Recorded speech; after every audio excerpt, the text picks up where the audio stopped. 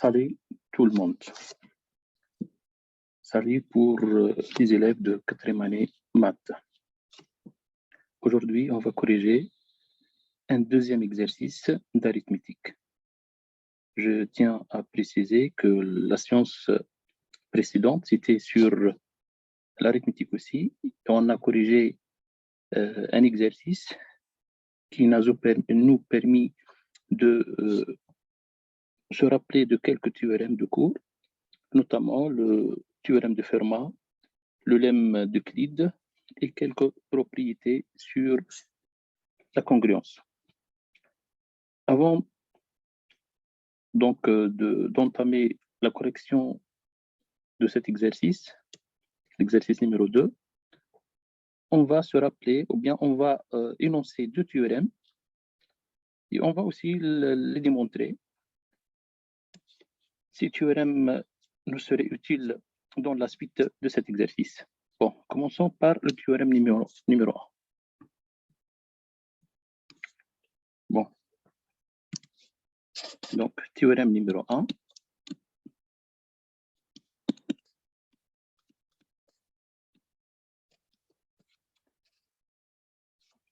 Soit A et B. Et B, deux entiers naturels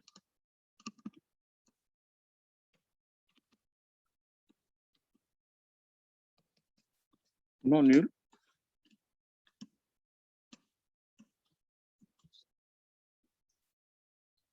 et supérieur ou égal à 2.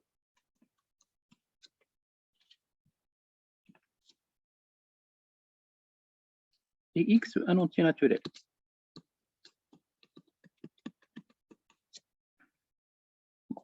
L'hypothèse de ce théorème, si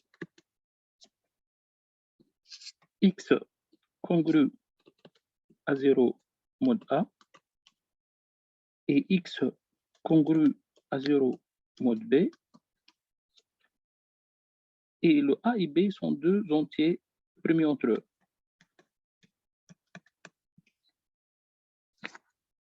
Que se passe-t-il dans ce cas? Alors, le X sera congru à 0 modulo A fois B. C'est-à-dire, si A divise X et B divise X, le problème qui se pose, est-ce que le produit de A et B divise aussi le X? Ceci est vrai que lorsque A et B sont premiers entre eux. Donc, on va encadrer ce théorème, mais on va le garder tout le long de cet exercice.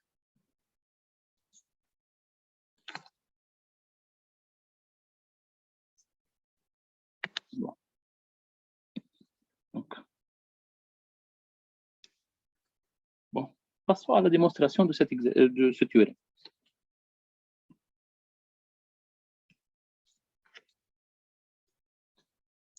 Bon, la démonstration.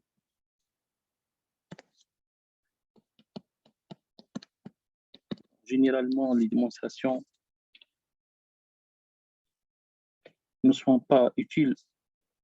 Généralement, ne sont pas utiles, mais dans ce cas, la démonstration ici sera utile dans quelques exercices d'arithmétique. Bon, le X congru à 0 mode A, ceci veut dire qu'il existe un entier K tel que X égale à A fois K. X égale à A fois K. Ici, on travaille dans N, donc le K appartient à N. Le X congru aussi à B, ceci implique l'existence d'un entier K', tel que X égale à B fois K'. Le K' aussi appartient à N. Bon, ceci veut dire quoi? Veut dire que le A fois K égale à B fois K'. Et donc, le B divise A fois K. B divise A fois K. Or, par hypothèse, le A et les B sont premier entre eux. D'après le lemme de Gauss, le B divise K. Qu'est-ce que ça veut dire B divise K?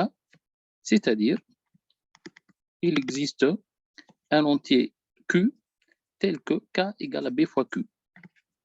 K égale à B fois Q, avec Q appartient à M. Bon, si on remplace la valeur de K, trouvée, c'est-à-dire on remplace K par B fois Q dans l'expression de X, on obtient ainsi le X égale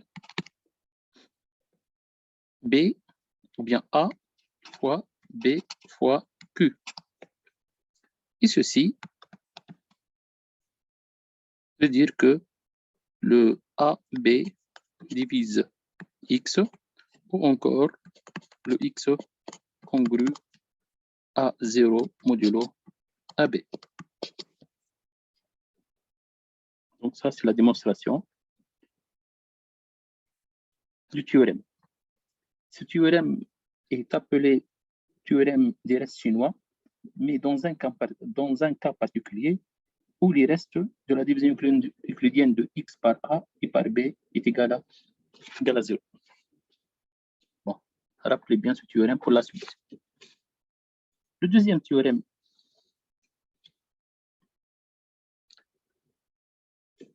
à énoncer, donc théorème numéro 2.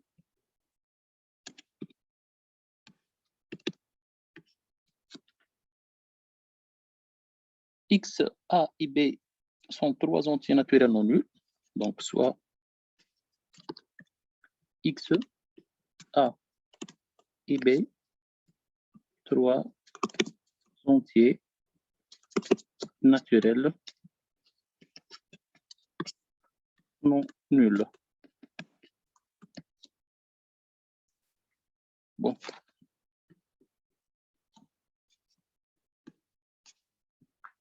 X et A fois B sont permis entre eux si et seulement si le X premier avec A est premier avec B.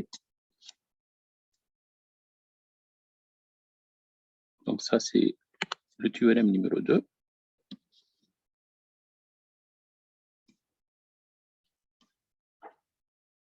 Je reprends. X, un entier naturel non nul. De même pour A et B.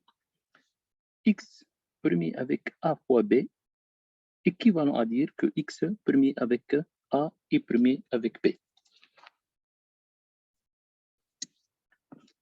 Et ce théorème, on peut aussi l'énoncer pour trois entiers, c'est-à-dire si X est premier avec A fois B fois C, équivalent à dire que X est premier avec A, avec B et avec C aussi.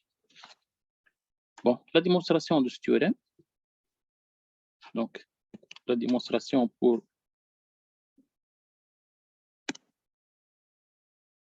le théorème numéro 2.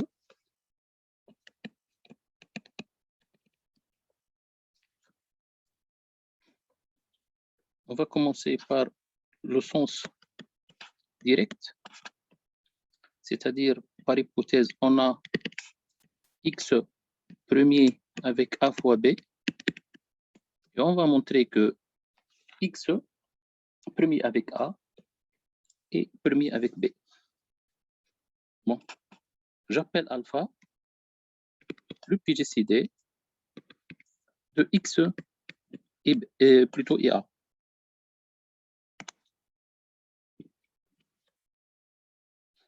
Bon, alpha égale le PGCD de X et A, donc alpha strictement positif. Ceci implique que alpha divise X et alpha divise A. Bon, le alpha divise X, je la garde. Alpha divise A, c'est-à-dire alpha divise toute multiple de A. Donc alpha divise A fois B.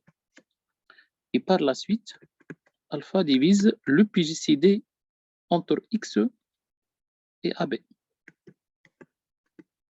Or, par hypothèse, le PGCD de x et AB, c'est égal à 1. Donc, alpha divise 1. L'unique diviseur strictement positif de 1, c'est 1 lui-même. Donc, alpha égale à 1, d'où le PGCD de x et A égale à 1. De la même façon, on montrera que, de même, le PGCD de x et b, c'est égal à 1. C'est-à-dire, on pose par exemple bêta, le PGCD de x et b, donc bêta divise x et divise b, donc divise a fois b, et donc divise le PGCD de x et a fois b.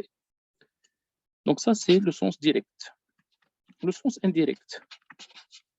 L'hypothèse de l'autre sens, c'est que on a par hypothèse le PGCD de x et a égale à 1, et le PGCD de x et b égale aussi à 1.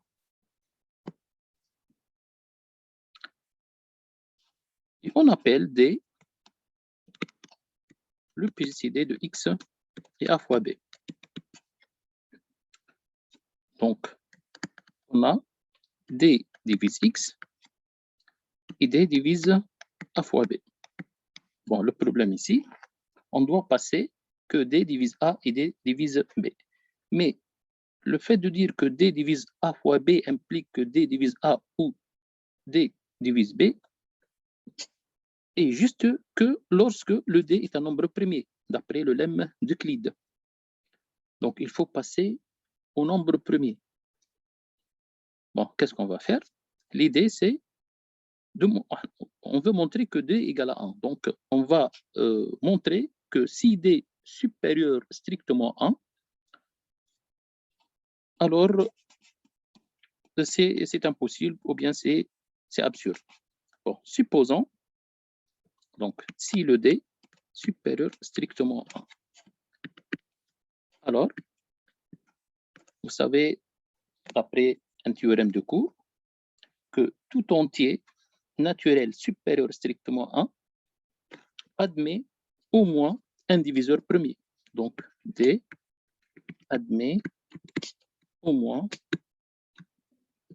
un diviseur premier, P. Par la suite, P divise D, c'est-à-dire P divise A fois B. D'après le lemme d'Euclide, P divise A fois B implique que P divise A ou P divise B. Or, le P divise D qui divise encore le X. Qu'est-ce qu'on peut déduire de ceci? Donc, le P divise A et divise X, c'est-à-dire P divise le PGCD de X et A, et P divise le PGCD de X et B. C'est-à-dire P divise le PGCD de X et A égale à 1 et le PGCD de X et B égale à 1. Donc P divise 1, ce qui est absurde, puisque P est un nombre premier. Donc ça, c'est absurde.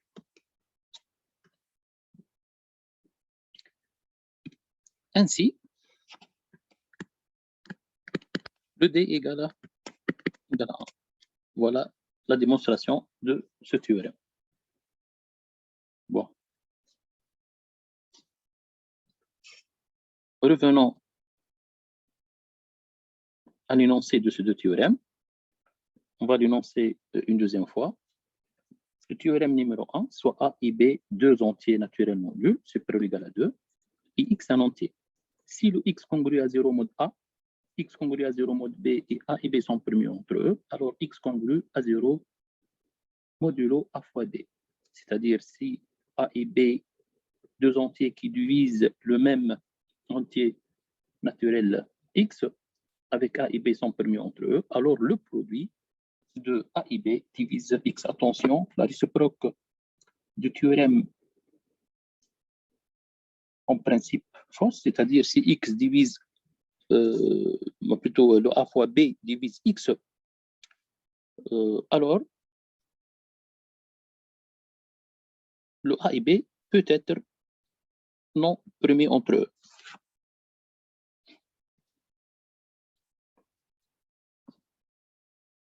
Bon. Maintenant, on va corriger notre exercice. Bon, j'efface ici les deux démonstrations.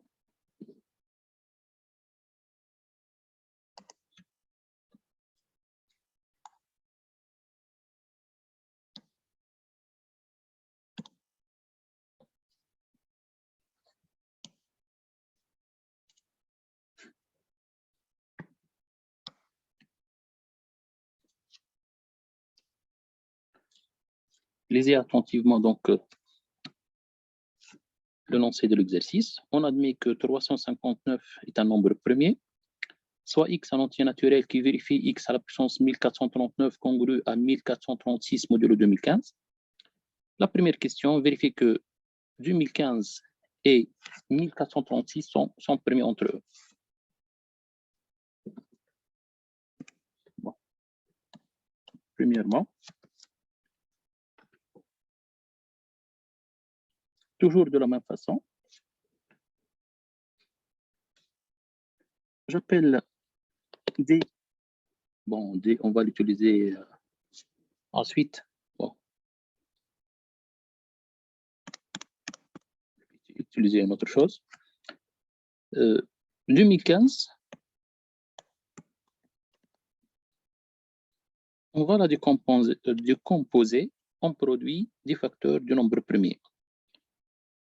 2015 est divisible par 5. Le résultat, c'est 403. 403 n'est pas divisible par 5. Donc, c'est divisible par 13. Le résultat, c'est 31. 31 par 31, ça donne 1. Donc, 2015 est le produit de trois nombres premiers qui sont 5, 13 et 31. Rappelez bien de ce résultat pour la suite, c'est important.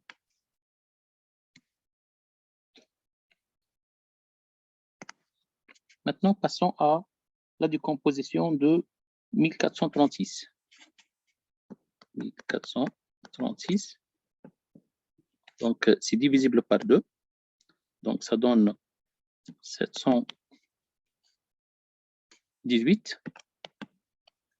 Par 2, ça donne 359. Et 359 est un nombre premier d'après l'hypothèse de l'exercice. Donc, on ne cherche pas à démontrer que 359 est un nombre premier. Donc, le 1436, c'est égal à 2 à la puissance 2 fois 359. Donc, le PGCD de 2015 et 1436, comme vous voyez, il n'y a pas des facteurs en commun, des facteurs premiers en commun. Donc, l'unique facteur en commun, c'est 1. Voilà, on a bien montré que le PGCD de 2015 et 1436, c'est égal à 1.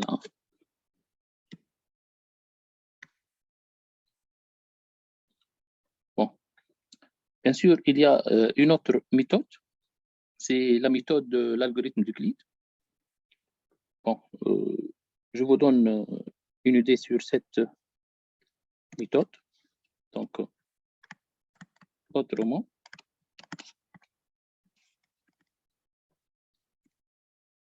la méthode d'algorithme d'Euclide.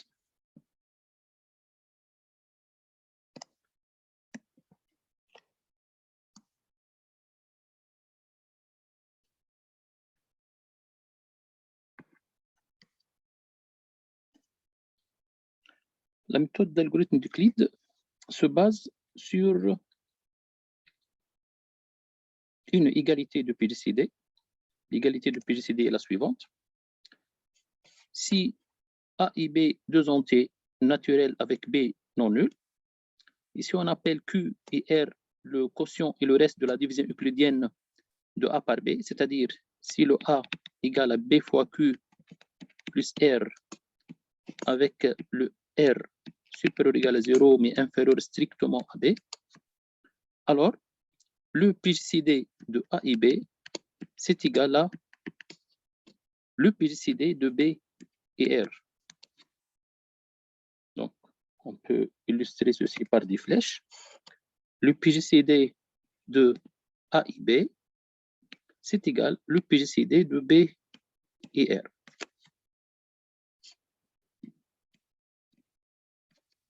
Bon.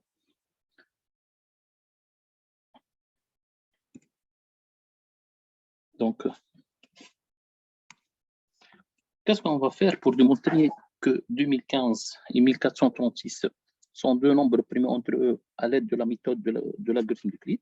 On va diviser 2015 par 1436. Le quotient de cette division euclidienne, c'est 1. Et le reste, c'est 579. 579. On a bien précisé que le PJCD de A et B, c'est égal le PJCD de B et R. Oui. Bon. Maintenant, on va calculer la division euclidienne de 1436 avec le reste, c'est-à-dire 579. Donc, c'est égal 579 fois, donc si on divise 1436 par 579 à l'aide d'une calculatrice, le résultat est 2. Et le reste, c'est 278. Illustration par des flèches. Voilà. Le PGCD de 1436 et 579, c'est égal le PGCD de 579 par et 278. De la même façon, on divise 579 par 278. Le quotient, c'est 2, une autre fois. Et le reste, c'est 23. Donc, avec une calculatrice, le résultat sera facile. Bon, toujours les flèches. 579, le PGCD de 579 et 278, c'est égal au PGCD de 278 et 23. Donc, 278, je le divise par 23. Le quotient, c'est 12. Et le reste, c'est 2.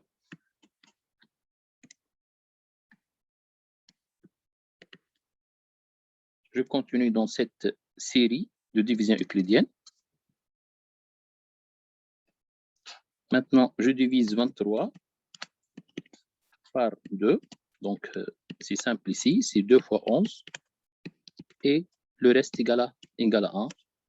Finalement, donc, toujours la même chose. Donc, on va diviser 2 par 1. Donc, le quotient, c'est égal. Pardon. Le quotient, c'est 2. Et le reste égal à 0.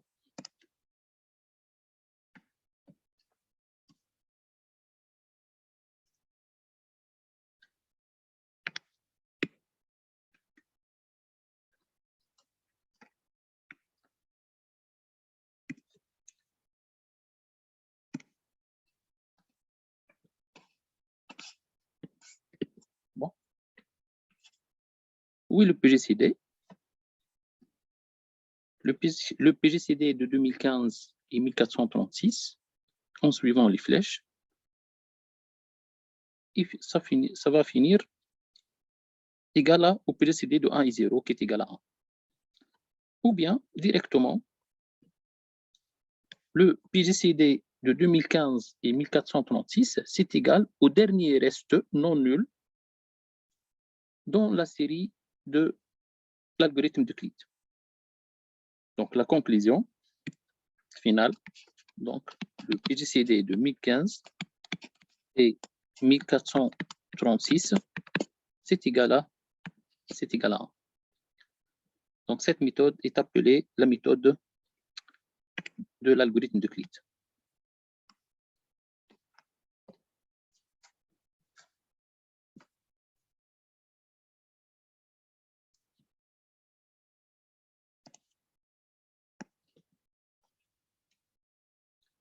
Bon, passons à la deuxième question.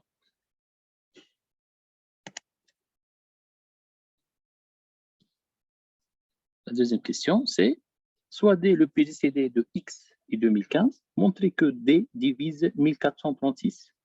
Donc, soit D le PGCD, donc le PGCD de X et 2015, montrer que D divise 1436.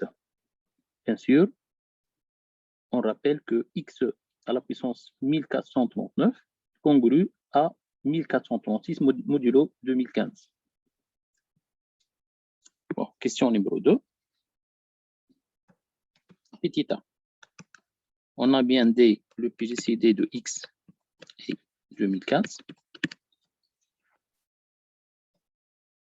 Ceci implique que D divise X et D divise 2015. D divise X veut dire encore que D divise X à la puissance 1439.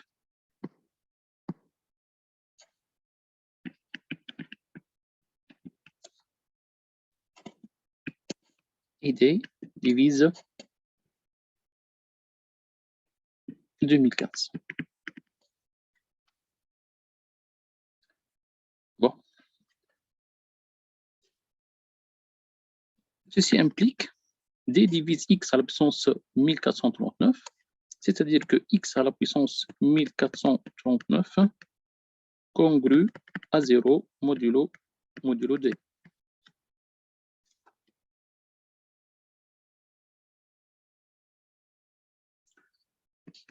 Or, le X à la puissance 1439 congrue aussi à 1436.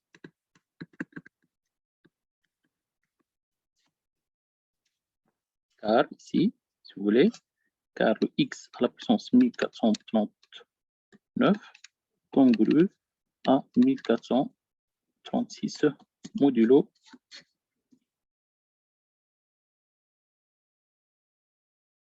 modulo 2015 et D divise 2015.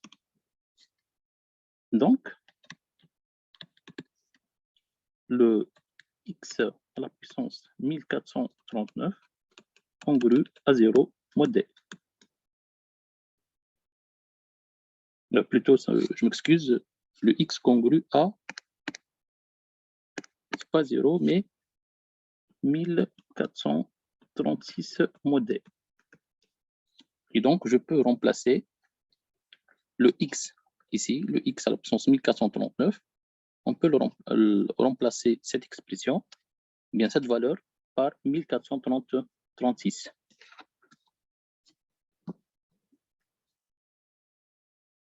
Bon, ça c'est la question petit a. La question petit b.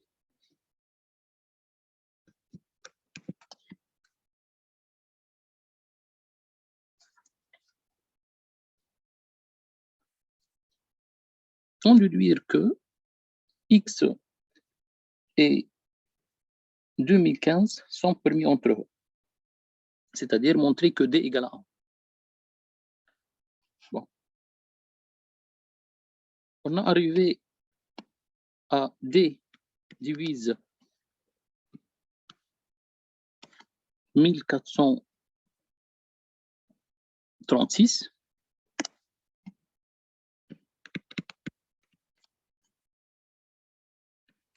Ceci implique que D appartient à l'ensemble.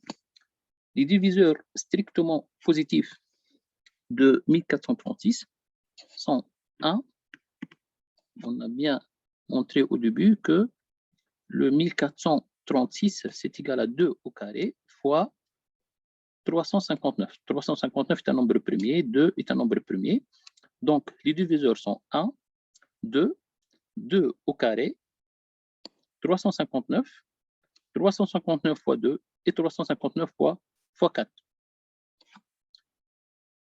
Voilà.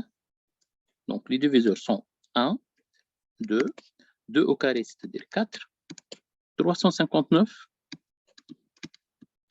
359 fois 2, c'est 718. 359 fois 4, c'est 1436. Bon. Or D divise 2015.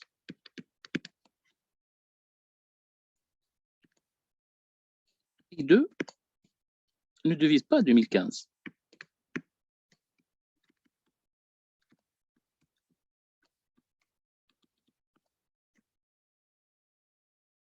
Qu'est-ce que ça veut dire? 2 ne divise pas 2015, c'est-à-dire aucun nombre pair divise 2015. Sinon, c'est-à-dire s'il existe un nombre pair qui divise 2015, alors 2 divise 2015. Or, 2 ne divise pas 2015. Donc, le 4 ne divise pas, le 359 c'est un nombre premier qui ne divise pas 2015. Le 718 est un nombre pair, donc ne divise pas 2015, et 1436 ne divise pas 2015. Donc le D égale à 1. C'est-à-dire le PGCD entre X et 2015, c'est égal à 1. Et on va encadrer ce résultat.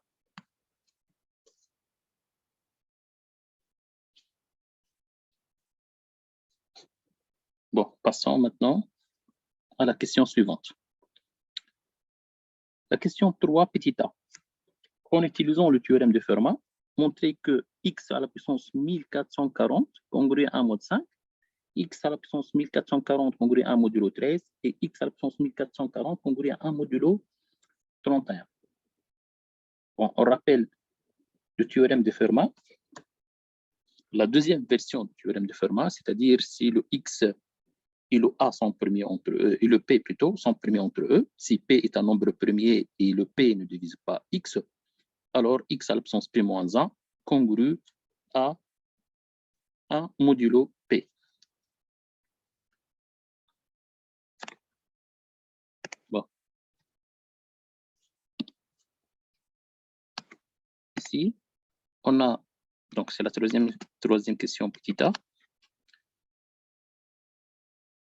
On a 5 est un nombre premier. Donc 5 est premier.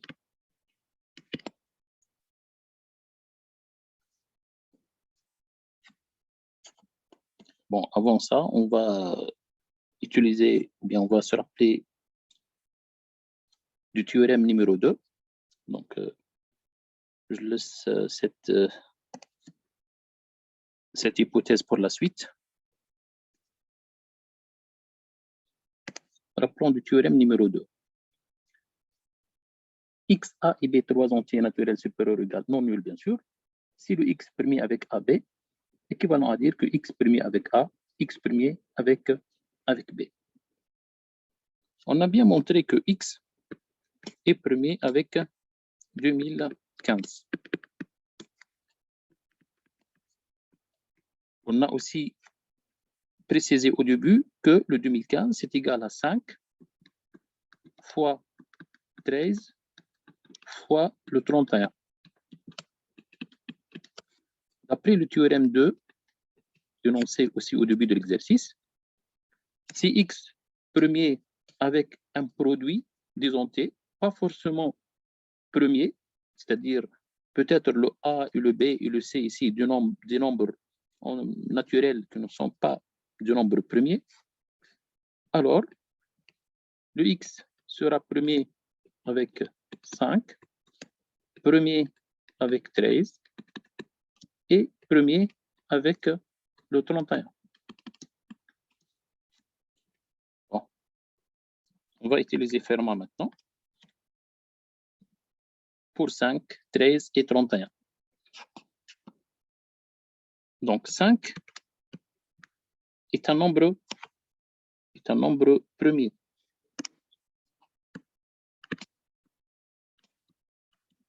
Un nombre premier. Et 5 ne divise pas x, car le x et 5 sont premiers entre eux. D'après Fermat,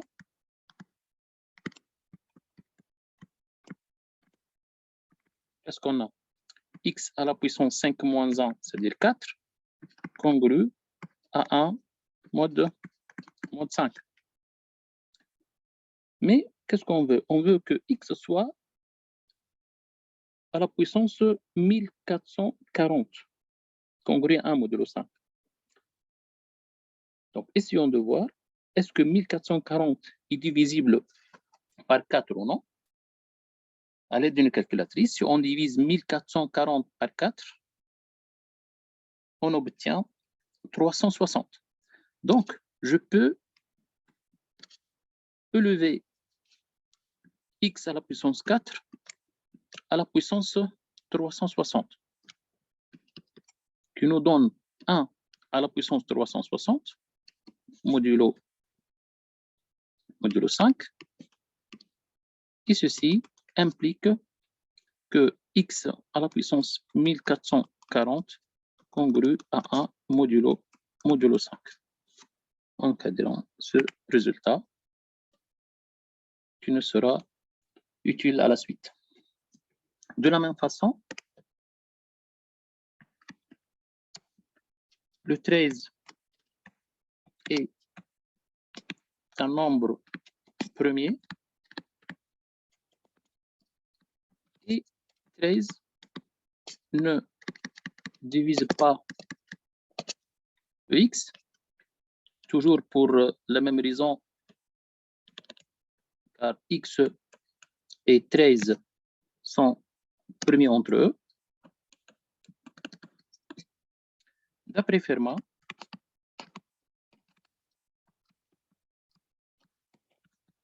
on a x à la puissance 13 moins 1, c'est-à-dire x à la puissance 12, congru à 1 mode 13.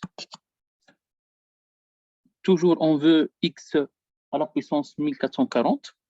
Donc, si on divise 1440 par 12, on obtient 120. Donc, on va élever le x à la puissance 12 à la puissance 120, égal à 1, ou bien c'est congru à 1 modulo 13, c'est-à-dire x à la puissance 1440 congru à 1 modulo 13. Aussi, on va encadrer ce résultat pour la suite de l'exercice. Bon, on va effacer en haut.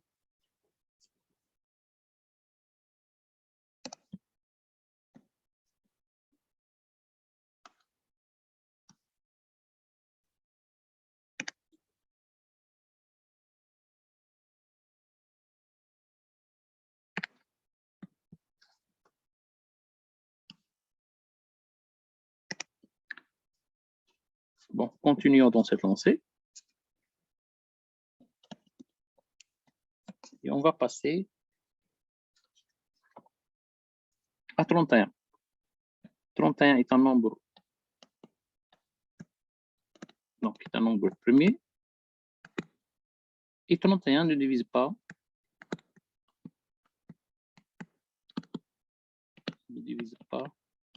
x, car toujours x est premier avec 31.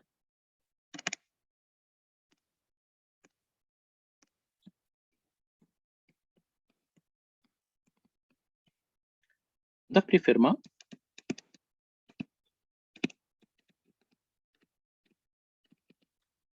x à la puissance 31 moins 1, c'est-à-dire à la puissance 30, congru à 1 modulo 31.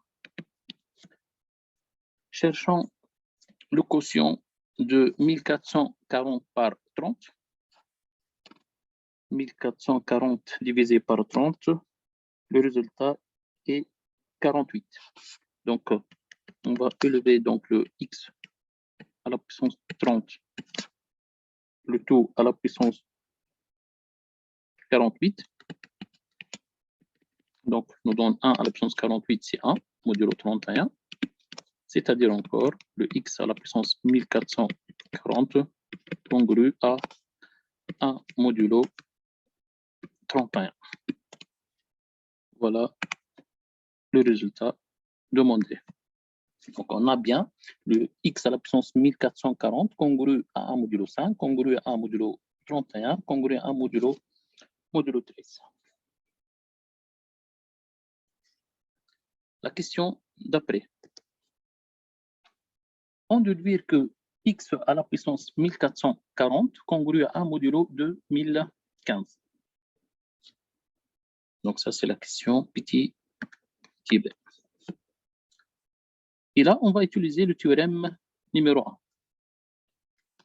Donc, rappelons de ce théorème, soit A et B, deux entiers naturels non nuls, bien sûr, supérieurs ou égal à 2, et x un entier. Si le x congrue à 0 mode A et x congrue à 0 mode B, avec A et B sont permis entre eux, alors x congrue à 0 modulo A fois B.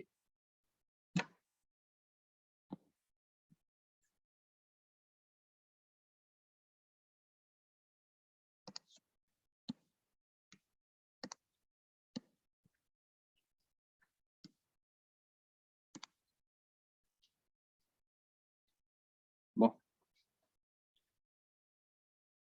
Qu'est-ce qu'on a?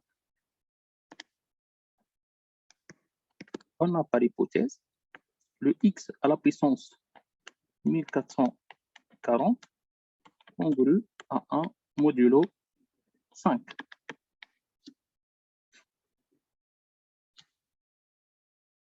X à la puissance 1440 congrue à 1 modulo 13.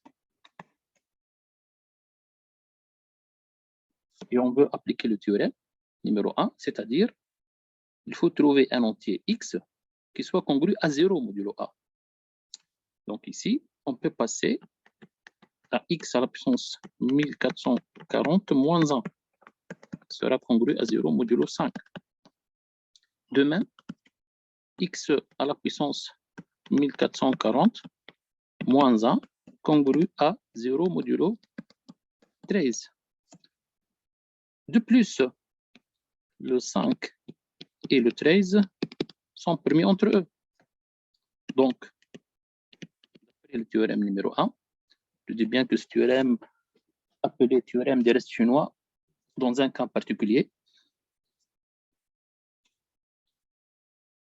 Donc, le x à la puissance 1440 moins 1 congru à 0 modulo le produit de 5 et 13. Donc, je l'écris 5 fois 13. Je laisse tel que est. On a aussi le x à la puissance 1440 congru à 1 modulo 31, c'est-à-dire x à la puissance 1440 moins 1 congru à 0 modulo 31. Et le 5 fois 13 et le 31 sont permis entre eux. Appliquons le théorème numéro 1 une autre fois. On obtient x à la puissance 1440 moins 1 congru à 0 modulo le produit de 5 fois 13 fois 31.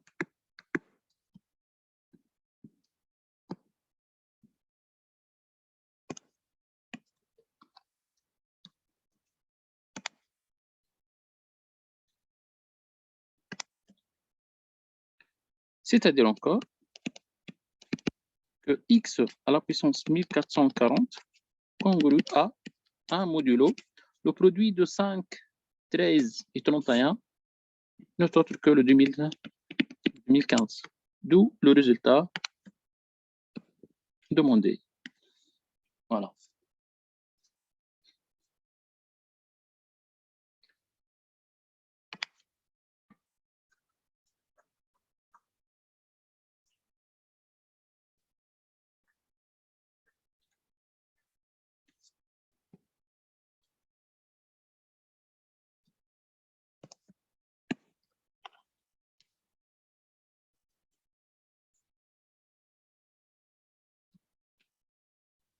Revenons à l'énoncé de l'exercice. Et on est arrivé à la question numéro 4. Petit a, calculer 1436 fois 1051 moins 2015 fois 749. Donc, cette question est très simple. Il suffit d'utiliser une calculatrice. Donc, quatrièmement, petit a. Donc, on a 1436 fois 1051 moins 2015 fois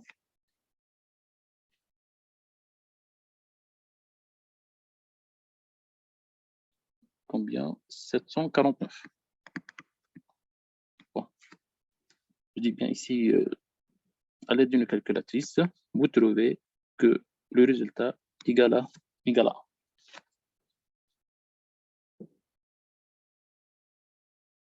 Voilà. Petit b. On déduire que x congrue à 1051 modulo 2015. Le 1051, eh bien, on le trouve ici. On le trouve là. Et le modulo 15, ici. Bon, si on passe de 1436 fois 1051 moins 2015 fois 749 égale à 1, si on passe de cette égalité à une équation modulaire 2015, c'est-à-dire 1436, c'est fois 1051 moins 2015 fois 749 congrue à 1 modulo 2015. Et comme vous voyez, on a ici le 2015 et on travaille dans la classe modulo 2015. Et donc, tout ce nombre sera congru à 0 modulo 2015. Ainsi, on obtient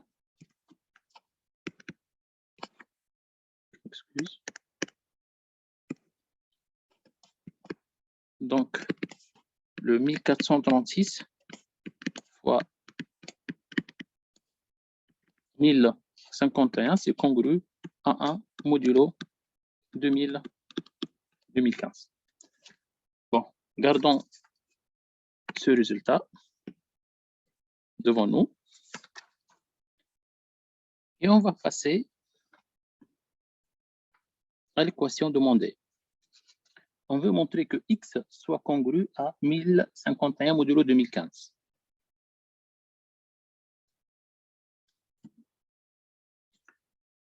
Bon, qu'est-ce qu'on a au début? On a le x à la puissance 1439 congru à 1436 modulo 2015. Et on cherche à trouver le x. On a d'après la question troisièmement petit b, ici, on a 1440 congru 1 modulo 2015. Et qu'est-ce qu'on a aussi? On a le x à la puissance 1439. Donc, 1439 et 1440. Donc, on peut passer à 1440, c'est-à-dire on peut passer à x à la puissance 1440 en multipliant à droite et à gauche par x. Donc, si on multiplie par x, on obtient x à la puissance 1440 congru à 1436x modulo 2015. Je répète, qu'est-ce qu'on a fait? On a multiplié à droite et à gauche ici par x. C'est-à-dire ce passage, on a multiplié par x.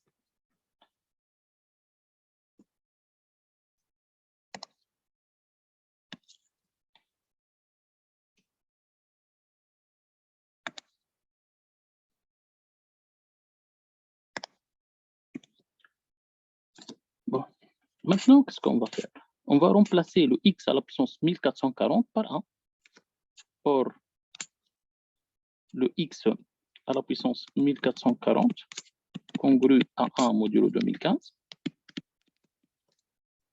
Donc, on a 1436 congru à 1, donc plutôt fois x. N'oubliez pas le x. Donc, 1436 fois x congru à 1 modulo 2015. Bon, donc, comment on va retrouver le x? Il faut éliminer le 1436. Comment?